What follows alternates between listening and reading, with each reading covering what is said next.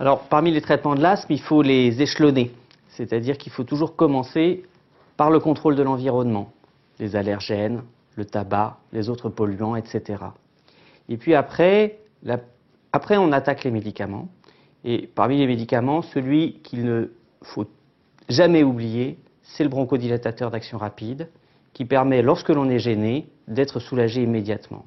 Celui-là, c'est pour tous les stades de l'asthme, et vraiment, il ne faut jamais l'oublier. Il ne faut jamais oublier de le prescrire pour le médecin, il ne faut jamais oublier de l'avoir sur soi pour le malade.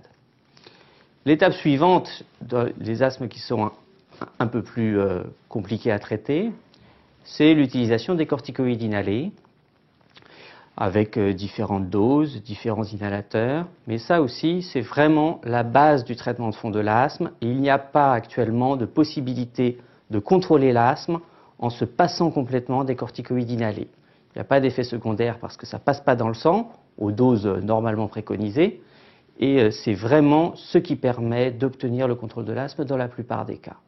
Dans les asthmes plus sévères, il faut d'autres traitements qui vont venir en complément. Un antileucotriène, par exemple, ou bien un bronchodilatateur de longue durée d'action, qui peut être donné en association fixe, qui se prend le matin et le soir, et qui fait aussi partie du traitement de fond. Pour les asthmes sévères, là, la thérapeutique est souvent plus compliquée, parce que ce sont des asthmes qui sont difficiles à contrôler. Ce que ça veut dire, c'est que c'est difficile d'obtenir l'absence de symptômes, ou le moins de symptômes possible. En règle générale, dans l'asthme sévère, ce n'est pas possible d'avoir aucun symptôme.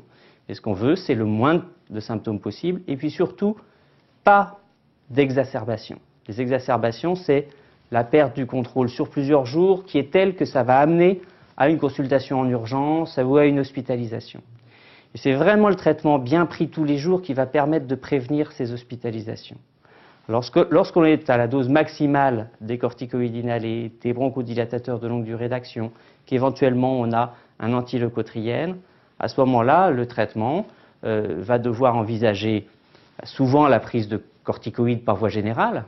Alors là, évidemment, ce qu'il va falloir trouver, c'est la dose minimale qui va permettre d'avoir un contrôle de l'asthme satisfaisant, sans prendre trop de corticoïdes, parce que là, il y a des effets secondaires lorsqu'on les prend pendant longtemps.